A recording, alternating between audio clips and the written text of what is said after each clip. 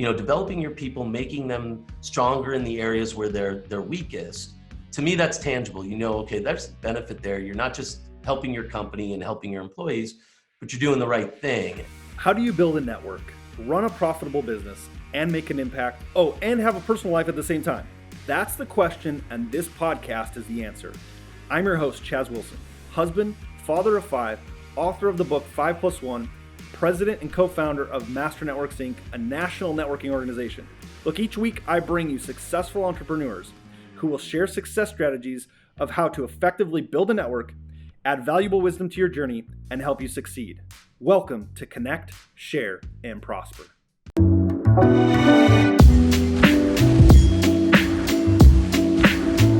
All right, everybody. Welcome. Today, we are episode 84 of Connect, Share, Prosper.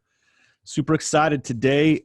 Listen, as always, remember, I was going to say every Monday, noon Central. It is Tuesday because of Veterans Day. So Tuesday, today, noon Central, we bring you, successful entrepreneurs who share their stories, their successes, their lessons, life lessons learned.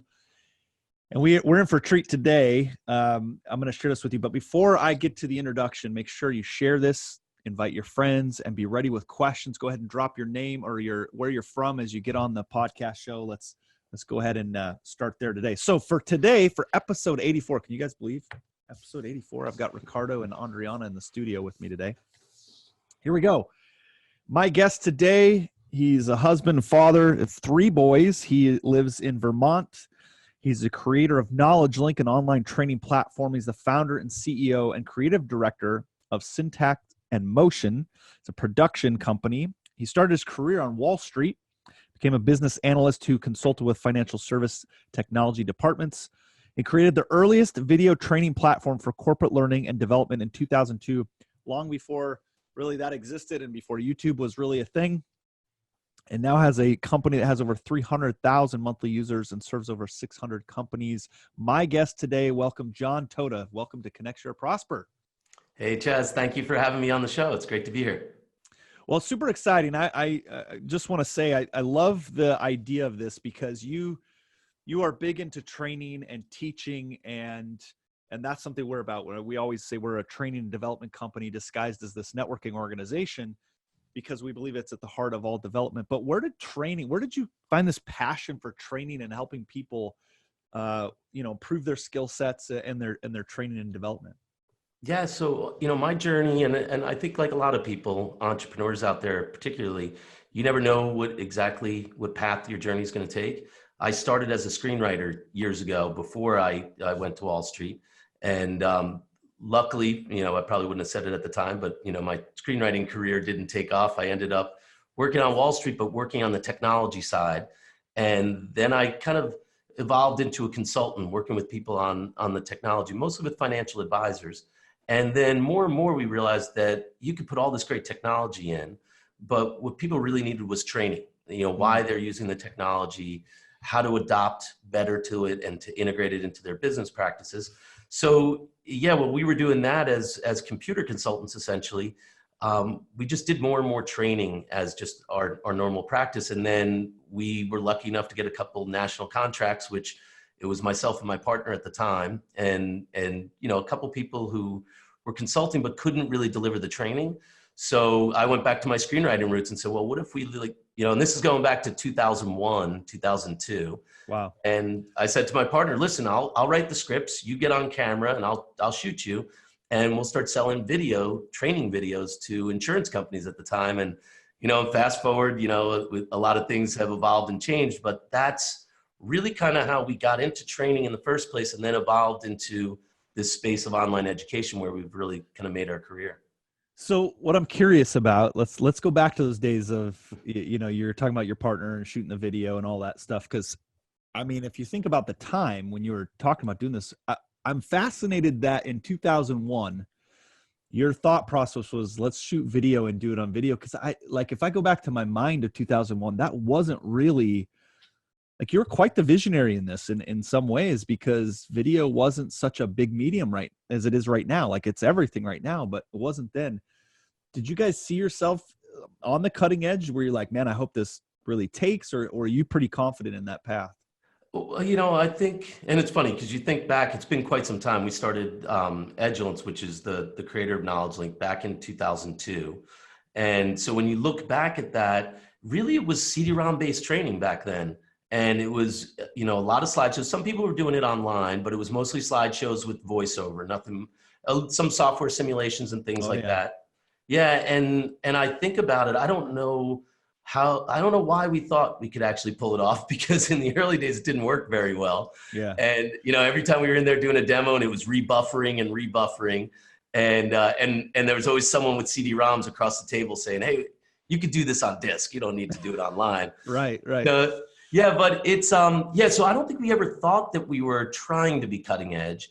It was just that we saw that there was some white space in the market, that people weren't doing it with video. We had a little bit of an expertise because I had a background in video production. And so we tried it, but it was, it's tough being at the cutting edge like that Yeah. because the internet wasn't ready to deliver video like that. And that was probably the largest challenge for those first few years. Hmm. And so why is it that training is so fundamental? I mean, I have my thoughts on it, but I'd love your takes, since you saw it way before I did. But I mean, training is just foundational and fundamental to every organization and their growth. But why? Like, I think people know that, but why? Like, what are the tangible reasons why training is so important for every organization, whether you have yourself as the solopreneur or 10 to 20 employees? Yeah, and I think that's an interesting point because you could go from just personal development. If you're a solopreneur, you're constantly joining networks like yours so you can get more education, buying online courses, consuming stuff on YouTube or wherever you can get it, TED Talks. And then when you add a few employees, you can't teach them everything. You don't have, we work with a lot of businesses at different levels. We work with a lot of large companies that have that challenge of how are we going to cost effectively train 1,000 people around the world? Mm. And then you have the smaller businesses that say, hey, I've got 10 people and it doesn't pay to have levels of managers and corporate training departments and all of that. So how do we do it cost effectively? And Oh yeah. well, and they're looking at it from two different levels, but it's the same challenge. And I think what I was always drawn to is that with digital media and delivering it through the internet, you can do this so cost effectively now that at every level, you can develop the skill sets of your people. You can make them better in the areas where they're weakest. And I think, it's like, what do people want today? Like you look at next gen workers, Gen Z and millennials, they rank professional development and culture higher than even compensation. So you look at that and I don't know, maybe Wow. I'm a learning guy, right? I think learning's so important in those two areas. Well, so they rank personal development, professional development, and culture even above pay as Yeah. something they're looking for in an organization. That's powerful. So it helps you attract great people. Yeah. But so I'm curious too, like when you go back to, I'm always fascinated by the early days of a business because I remember there's always these challenges that you think at the moment are like, like they weigh 1,000,000 pounds. And then as you get a bigger company and things go, the challenges just get even bigger.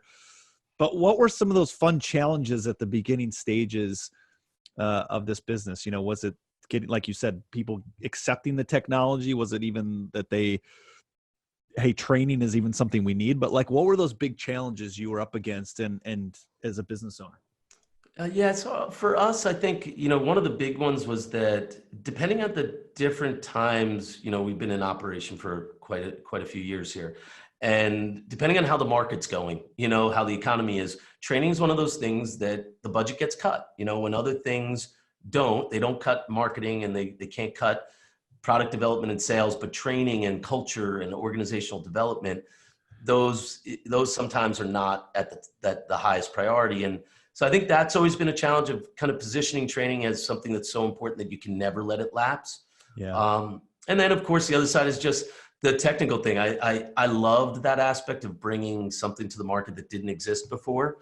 And I think for any business owner who's listening or watching, I think it's super cool to be a provider that is, bringing something to the market that nobody's seen. But then that presents this whole new challenge, where you have to create your own budget because they never Yeah. paid for this thing before. And so I think back on it and I'm like, wow, It's really challenging now because there's a lot of players in our space, and you've got to compete with a lot of people who have good features and whatnot. But at least it's a market, and when we were doing this before YouTube even came out, everyone laughed at you. They were like, well, there's no way you're going to do video on the internet. Yeah. And, so the challenges change over the years. And I think now it's probably, how do you make yourself, different, and what are your differentiators? What are you going to really stand for as a product? Because there's so much more competition in the space. Yeah. Do you think that is a challenge, especially in technology, of like features, and before you know it, like what features am I going to put in there, and where's our core competency? And I see some players in technology, they go into all these features and they lose sight of what they are, because it's just a rabbit hole you could get lost down, going down that trail, if you will. Yeah, I mean, and I've done it too. Like as a founder of a technology product, and at the time I designed every feature. Now, that's one of the things I always regret. I'm like, well, I get all excited about a feature. I bring it to my product development team. They're like, yeah, maybe 6 months from now we can look at that. But like when you develop the product you created from scratch, you fall in love with your features. Yeah. And it's gonna be the same for any product, right? But what I had to learn over time was that you're not selling your features. No matter how much you love them, no matter how cool it is to click and it does this or that, it's the benefit. What's the end result? And that's why we love to talk about skill sets, because developing your people, making them stronger in the areas where they're weakest, making them better for the workforce, whether they remain at your company or go somewhere else. To me, that's tangible. Okay, there's a benefit there. You're not just helping your company and helping your employees, but you're doing the right thing. And if your features help make that easier to do, great. But nobody ever cares about like how many clicks it takes to build a course online, right? That's right. So, I think that's a really cool point, and an important thing for you guys that are listening to this to really stop and think about is like, am I selling features all the time, or am I selling the benefits of those features and what it will do for me or for the customer in the long run? I love that piece. So you talked about skill set. You talk about something called a skill set economy, right? What is that? What's the skill set economy? Why does that matter to someone who's listening to this today? Yeah, and I think this goes back to, what we mentioned before, is that, now you're, looking at recruiting into your team, regardless of the size of your company, as your older workers are retiring. They're being replaced by millennials and Gen Z. And now you've got to attract them to the workforce. And, and all the studies will show you that, compensation is always important to everyone, but they also really greatly value their ability to develop new skill sets, to become an expert in their own field and be able to share that online. LinkedIn's their new resume. And so you want to be positioned as one of those places to work where people are going to get the education, they're going to get the development, whether you're a 5-person company or 5,000, you've got to be able to create that culture and say, okay, I'm going to put a training program in place. And it might be a real fancy online education one, or it might just be, hey, we are a member of a network organization and we allow you to participate in different events and workshops. And we're going to send you to conferences, give you the ability to practice and do new things. Because to me, the skill set economy is a great, obviously an attraction tool, is that if you value the skill sets and your ability to give people that experience, that becomes an economy in itself, is that I can bring you into my workforce. I can compete with a company 10 times my size by saying that you're going to get experience here that you would never get at a much larger competitor of ours. And they value that. And I think, one of the things I speak about all the time is a lot of companies are afraid to overdevelop their people, because if I keep making you better and better, you're going to basically scale up outside of the position I can afford to give you. And then you're going to go to one of our competitors. And what we've seen at our own company and with the clients we work with is, if you're committed to that, developing people, skilling them up into new positions, yeah, they may, outscale what you can deliver at your company, but, you've got great word of mouth. Everybody knows, they speak about your company and say great things. So whether you get retention at the end of the day because you're investing in skill set development, you also always get good word of mouth from people who've been there and have felt that. So, and I can't remember who, somebody listening probably knows who quoted this. I feel like it was John Maxwell, but it might've been somewhere else I read this, but it was that same concept of like, those that don't believe, what if we invest all this money into training people and they leave? Yeah. And the response is, well, what if we don't and they stay? Right. So Yeah. I think that that's so crucial to constantly be investing in your people, yourself as the leader of again, if it's just you, if every organization typically starts with one or a partner, you've got to invest in yourself. And so I love that. But then it's taking these skills, these ideas, and sharing them so that it helps others. Like for instance, you said you have this background as a screenwriter. I can't imagine those lessons and those skills that you have that you developed from your screenwriting days that somebody might want to know. Right. And so how do you take that idea and turn it into income and a training or a knowledge? And I think that you guys have, in my estimation, the best platform out there. That's why we've partnered with you guys in many ways for our future training and the things that we're developing and the people that we're helping. I think you guys have a great product. So I'm wondering if I'm listening to this, where do I start? Like, how do I develop? How do I even know what my skill set is? Yeah, so I think it depends on who you are, right? And like you mentioned, a solopreneur, I think being part of a network that provides educational resources and the ability to network with other people who are in similar stages of business as yourself. I've been doing that since I started, my first company 17 years ago. I guess it's now 17 or 18 years ago. I've always been part of some group, and some have been better than others.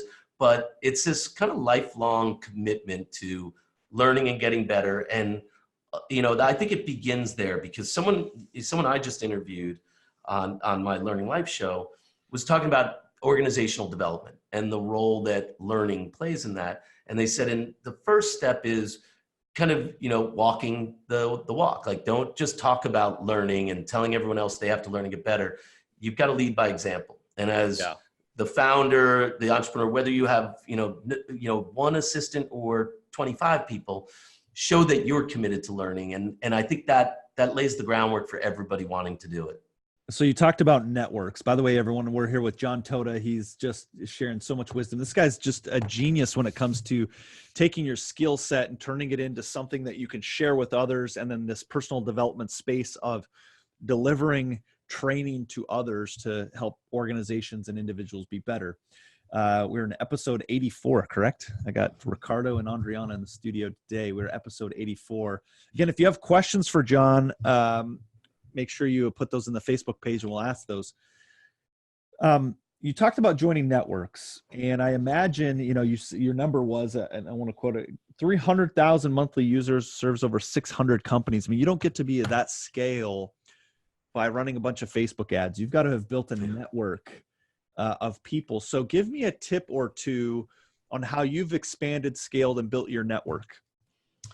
Yes. So I would say probably, and I bet a lot of your viewers and your members know this already, but I think the only reason we got to that scale was by starting with one vertical. We knew as you mentioned, I started on Wall Street. My partner started in the insurance industry. I was on the investment side, and we just said, okay, we're going to be like the best LMS platform for financial services. We're not going to try and do every business line, and certainly not education, K through 12 and higher education. Of course, there's so many segments in any vertical, and we're talking about the e-learning space. We were hyper focused, and we said, okay, our network is the strongest in financial services. So instead of going to, at that time, we didn't go to an e-learning conference. We'd go to an insurance industry conference. So we would join networks that are really related to the vertical we wanted to be known in. And, today we go to all the e-learning conferences, and now you have the scale that you can show up properly, but we would have got lost in the shuffle. When the big players are, 10 times your size and they look it, it's nice to go to, hey, I'm really good in the auto industry and I'm going to be the best in that one vertical. And when I go to their trade shows and I sponsor them and exhibit there, I'm going to show up and I'm going to be the only player in my expertise. And I think that's what really led us to help, it helped us get to where we are today. Oh, I love that. So, I mean, first of all, you got to go where your audience is. And so you went to those conferences. I think that's so smart. And we similarly, when I had a real estate background. So when we started networking groups, I just started talking to real estate agents saying, look, this is how I built my real estate practice. Here, Yeah. this is how you can do yours. And that's what has, spawned a lot of that growth. And it helped us make connections through that. I think you're right. I think sometimes people try to go so wide that they miss really dominating a space before they go to that next flow that can come their direction. So when you would go to these, number one, you go to these, conventions and other workshops and things like that. But how did you, especially in a new space, I guess I'm trying to ask, what did you do to stand out? Because I think people go to these things, and this is a very self-serving question because we have a conference coming up next year. And we have a lot of people that sponsor those or try to get their name out. What did you guys do at these events that helped you become a name? Yeah, so I think this is much more cost effective to do when you're in a niche market where, like in our case, we would exhibit at the General Agents Management Association, their annual conference. And we could take a booth spot twice the size, 3 times the size of what we could afford at a large industry conference. And I'm a big fan of trade shows. I'm a virtual learning guy. We do everything we sell is online, but I love live events. I love the networking that goes on at trade shows. And I would mark the calendar for a trade show, and I would spend every dollar I had to show up on the floor. And we were just talking about, we're doing a really big conference, and I said to my head of sales, I said, no, we got to show up. Now you got to go to the next level, because it's almost not worth it to go to these shows if you're not going to do something unique and really appear. So we would set up a sound stage in the middle of an exhibit floor, which is a horrible place to record audio and video, but the spectacle of it all was awesome. We did a live show for 3 days, and it's just one of those things where you want to create some buzz. And if you can be hyper focused into those vertical markets, and you're the one who's willing to come in and say, hey, I'm going to take my booth spot, and we're going to do something. One year we made it a VIP thing by invitation only, and blocked off our booth, and you had to have a pass to get in. And there was all this buzz, and it was really counterintuitive, because everyone's like, why would you block everyone off from coming into your booth? But I just think being innovative and different in those live events was really cool to do, and it made a difference. So you said this without saying it, but you got people's attention. Yeah. I'm always fascinated by the number of entrepreneurs, especially at shows and things like this. They go and, you got 2 people, somebody paid for them to be there. They're at a booth and they're sitting there on their phone the whole time. And you walk past and you kind of look in there and they look up. Nope, not interested. Okay. It blows my mind. Right. But you did these things to get people's attention, which I love. And I think what it tells me, and what I absolutely admire and respect is you went into a space. Yes, there was a lot of opportunity, but you didn't there was nothing to really compare it against.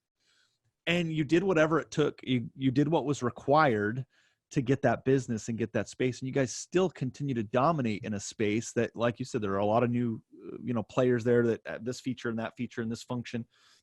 Super, super respectful. I'm respectful of what you've created, and I admire that. Kind of last couple things as you go back to the early days. I want to go back to that for a second.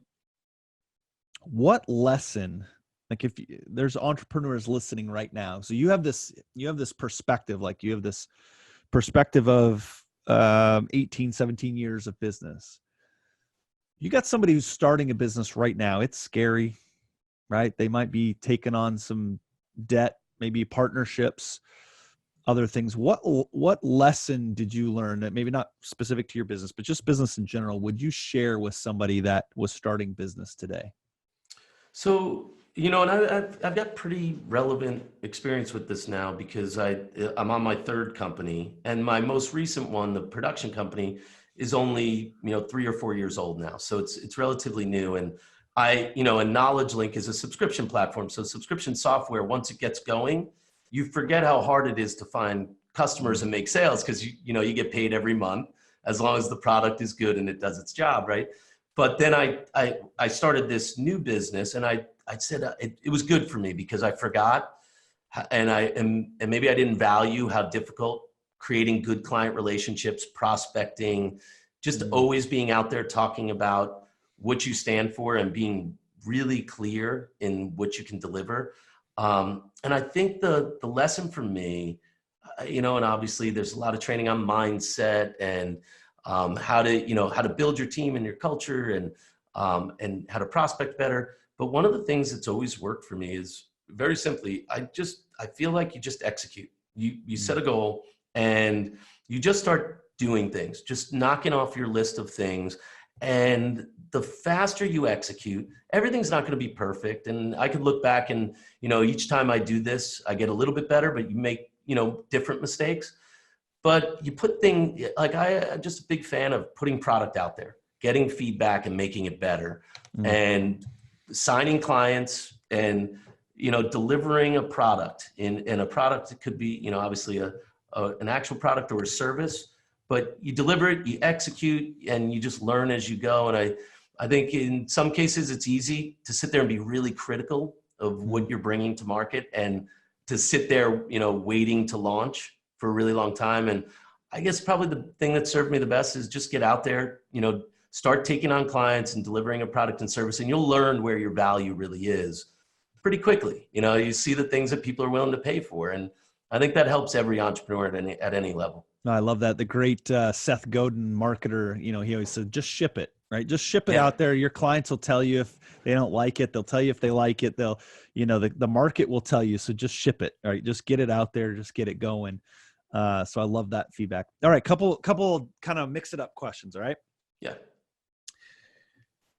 Often in business, we try to be very, we work hard, but we also try to be pretty humble about, in leadership. But this is a brag moment. Okay. You get to brag here for a minute.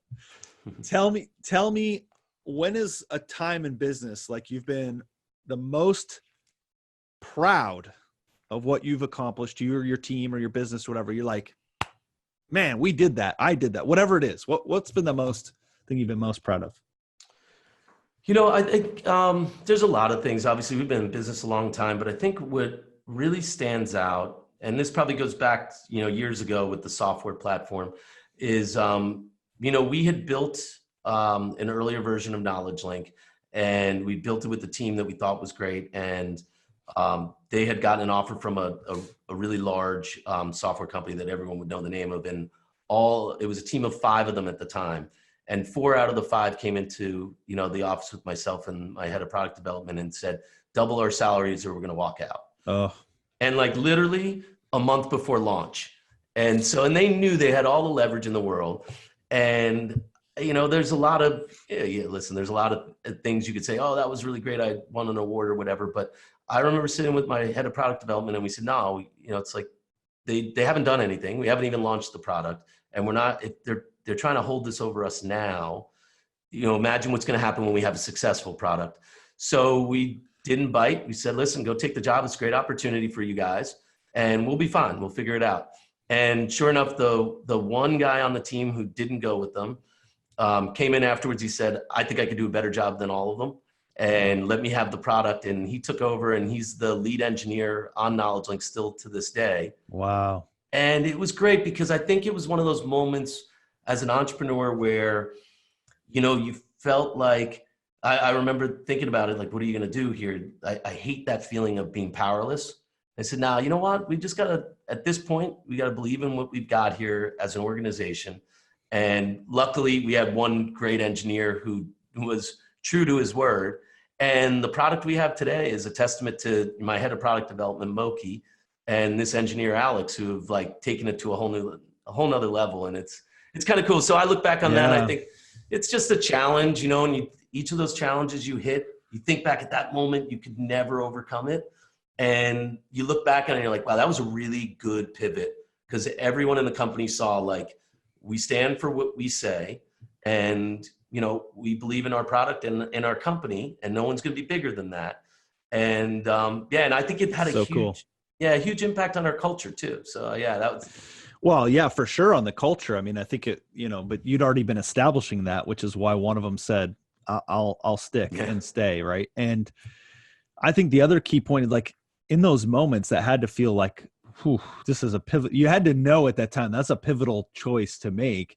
But you said something that there's a lot of lessons in this story, but you said something that I really thought was powerful in the fact that if they do that now, what will they do later? Right? If the product hasn't even launched and they're trying to hold you hostage to it, what could happen down the line when it really takes off? And I think your wisdom in seeing that ahead was powerful. Love that story. So, okay, second question here. What do you want your legacy to be? What do you want to be known for? 100 years from now, whatever that time is, grandkids, great grandkids, what do you want them to know you for? So, and I think you think about this all the time. And one of the things that has come up over and over again for me, I kind of did this full circle where, I started as a screenwriter and I was trying to become a feature length, film screenwriter. And today what we produce here is knowledge products, online courses, podcast shows, and things like that. And it's not the same iteration of what I thought I was going to be creating. Yeah. But I love this idea of helping other people take what's in their head, whatever their expertise is, whatever their knowledge is, and convert it into digital media and share it with people all around the world. And so to me, I think that's one of the things that we've done with our technology that a lot of people, when you have technology at the quality of what we have in knowledge, like it's typically at the enterprise level. It's for large Fortune 500 companies that want to train thousands of employees.